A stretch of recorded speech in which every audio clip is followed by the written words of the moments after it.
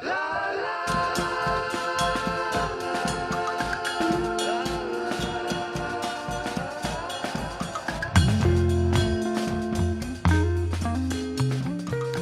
this is Enneagram Life. My name is Damien, and today I want to talk to you about Type 6s, a general overview of Enneagram Type 6. So, this is just my personal thoughts, what I've learned, my experiences with the Enneagram Type 6. I'm not going to give you just a textbook definition of the Type 6s, because a textbook is the best place to get that. This is hopefully going to be valuable to whoever listens, because it's my personal experience. So it's an individual's feelings and what this particular individual's interpretation through their life experience. That's my interpretation. And so the Type 6 is a fear type, which is one of the three fear types. The 5 and the 7 are the other three, make up the other fear types. So fear is the core emotion that is at the center of the core driving force, the driving emotion of the Type 6. But it's not the emotion that best describes the Type 6, because how would you distinguish a Type 6 from one of the other two fear types? So what really distinguishes a Type 6 is the emotion of uncertainty. Now, uncertainty is an emotion that is produced by fear. So the Type 6 is full of fear, and they convert that fear into uncertainty. The Type 5 does something else with the fear, which is at the center, which is at the core of the Type 5, and same with the Type 7. So uncertainty is at the root of the personality, the Enneagram Type 6 personality. 100% uncertainty. And all of the characteristics pretty much of a Type 6 have resulted from uncertainty. Now, the Type 6 is often divided into two different Type 6s. The phobic Type 6 and the counterphobic Type 6. This dividing of the type into two separate subtypes within the Type 6, that is not particularly common in the other Enneagram personality types. The Type 6 is noticeable for being divided into two separate groups. Some of the other types are divided sometimes, but very commonly the Type 6 is divided into two different types. So phobic, the phobic 6s, phobic means fear, and the counterphobic means counter fear. So I like to think of it as the phobic is the scared Type 6, and the one that avoids scary situations, and the counterphobic is the one that runs towards scary situations. So you have these two categories. The one that's avoiding fearful things, and the one that's going towards fearful things.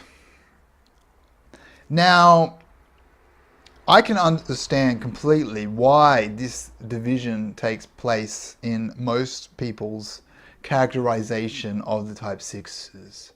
However, I don't believe that an individual 6 is a counterphobic 6 or a phobic 6. Inherently, I believe that usually, because we interact with people in particular situations, that within that situation, the particular 6 will seem to be either counterphobic or phobic most of the time. And this comes from the fact that fear drives so much of the six's behavior. They interpret the world through the perspective of fear. And so because they're interpreting fear, which I'm not saying isn't there, it's in every situation, but they're concentrating on it because they're a fear type. And because they're concentrating on the fear so much, they have to react to that fear that they're concentrating on. And their reaction to the fear will either be to run away from it or to run towards it in whichever situation. So because you're seeing this type of person who has this extreme reaction to fear, either to avoid or to go towards it, and you're seeing them in the same sort of situations, like you're either seeing this person in your work environment, which is probably a similar thing every day, or you're seeing this person in a sports club, which is probably a similar thing each time you attend the sports club. You're seeing this type 6 in one given scenario, and they're probably reacting to this one given scenario in the same way. So for example, I've known mixed martial arts fighters, MMA fighters, cage fighters that are type 6s, and they are very much seen as fearless because they're fighting, they're cage fighting, and they're doing things that most people would be very scared of. But this same person, this same individual this seems to be a fearless cage fighter outside of that environment, he's a complete germaphobe. So that this particular individual, but this is an example. Often you see this within the 6s, this kind of very different behavior from the same person. And that's one of the things I really love about the Enneagram. It describes how seemingly completely opposite behavior can be seen within an individual. So you see this. So that is one of the common ways that 6s are defined. Also, 6s are often defined as a loyalist. That's one of the words that people use to describe the 6. And I think that that comes from, that often means someone that barracks for a sports team. That's an example that I've seen some people give about, just to explain the type 6. They said they're loyalists, they'll join a club and they'll really support the club, that sort of thing. And that can be displayed in a workplace too. They might really get behind a particular boss or a particular management team. This is the idea of the loyalist. And that comes from uncertainty as well.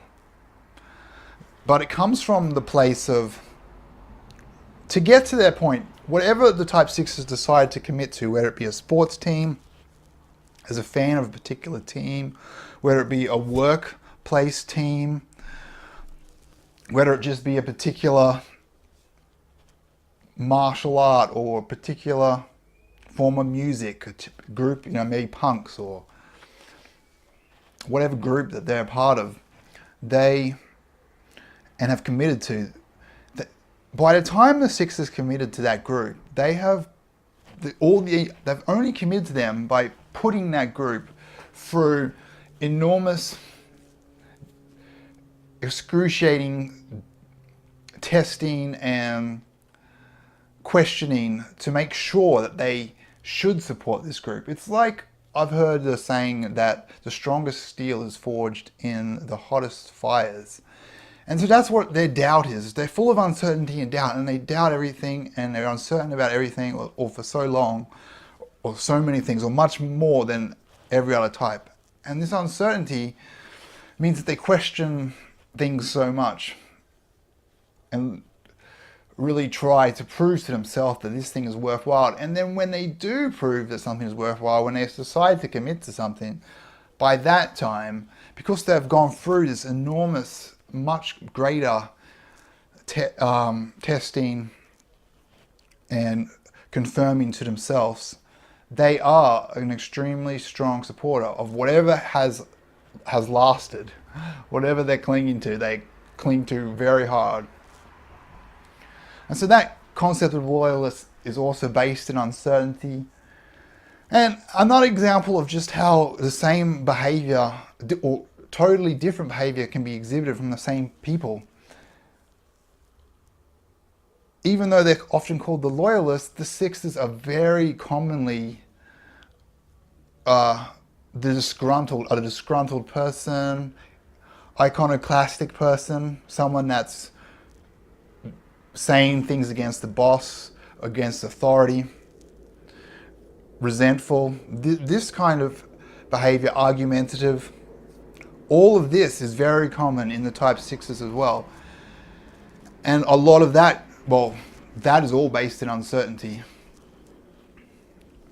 So, you know, if you're uncertain by nature, you can see how that can lead to iconoclastic behavior, where you know, something against authority. It can lead to resentfulness. And it can lead to a lot of things like not being promoted as highly as their skills would suggest they should be promoted. But also another reason why that is an issue, like why a type 6 might not be promoted in a particular organization, is because they are very much, they have this misconception of how society communicates, how people in society, what's normal and fair in terms of talking about how good you are, getting recognition. They don't really, they perceive the world as full of kind of fakes. And if you think of the word fake, like if something is fake, or you think something's fake, or you're not sure if something's real, you doubt it, doubt. And doubt is uncertainty. So they see, you can see how it comes back to uncertainty. They think of most people as show-offs. You know, a show-off is someone who isn't as good as they say they are. And this is how the six sort of perceives of the world. The world is in their mind, like, because, but the thing is, this is where there's kind of a, you know, it's a misconception, because they, within the six, they think everyone realizes that so many people are show-offs, that so many people are kind of pumping themselves up, that so many people are pretending to be better than they are. And they think everyone else realizes this or sees the world like this too. But this is a misconception in the mind of the six. That's not actually happening. And it's a communication problem. And so they misconceive what is what is acceptable in terms of saying how good you are or promote self-promotion. And so they're very much never self-promoting, or very rarely. And this humbleness, it looks like humbleness, but it is humbleness, because they're not self-promoting. And the opposite, they're talking down their own abilities and skills. But it's not, it comes from uncertainty, and it doesn't like come from a place of, say, care for the other person. That might be why someone is humble, because they care about other people and they're trying to make other people feel good about themselves. The six, on the other hand, the reason they aren't self-promoting or whatever, they aren't talking themselves up, is because they do misconceive how generally society does that, and what's acceptable and what's not acceptable in that realm. Now, all types have communication misconceptions, every type, and this is one of the big types, one of the big misconceptions the six has that affects their interactions in general society. And so, yeah, even though their humbleness doesn't come from that place. They can actually be very genuinely helpful people. That is probably one of the more the nicer qualities of the 6, that genuine helpfulness. And that comes from